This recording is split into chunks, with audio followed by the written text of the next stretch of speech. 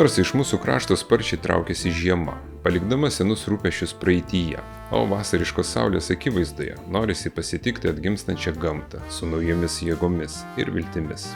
Tokioje euforijoje nederėtų užsimiršti.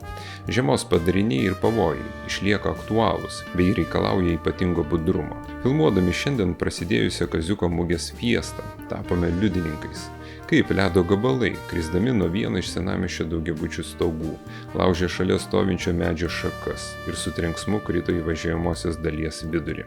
Nors namo prieigos buvo aptvertos top juosta, kurią panašu kažkas jau spėjo nutraukti, ledas krito gerokai toliau nei aptverta teritorija, tiesiai į kelio vidurį. Tokių vietų pastarosiomis dienomis tikrai bus ne viena, todėl būkite budrus, nestatykite automobilių šalia pastatų su šlaitiniais stogais, o patys laikykitės atokiau nuo pavojingų vietų. Iš paukščio skrydžio matyti, kad dalis stogų buvo valoma, tačiau ypač seni čerpiniai stogai siaurose senamiesčio gatvelėse, sunkiai prieinami tokiems darbams, o ir pasitikėti kitų atsakingumu dėl savo gyvybės ir sveikatos nederėtų.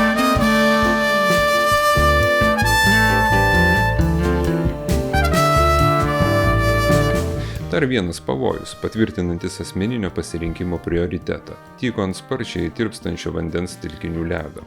Šeštadienio popietę stebėjome, kaip Danės upės krantai jau buvo apsemti tirpstančio ir lūžtančio ledo, tačiau jis vis dar laikė poledinės žvejybos entuziastus. Kaziuko mugės lankytojai nuo Biržos tilto nerimastingai stebėjo atkaklius žvejus, kurie eketės gręžė praktiškai baloje.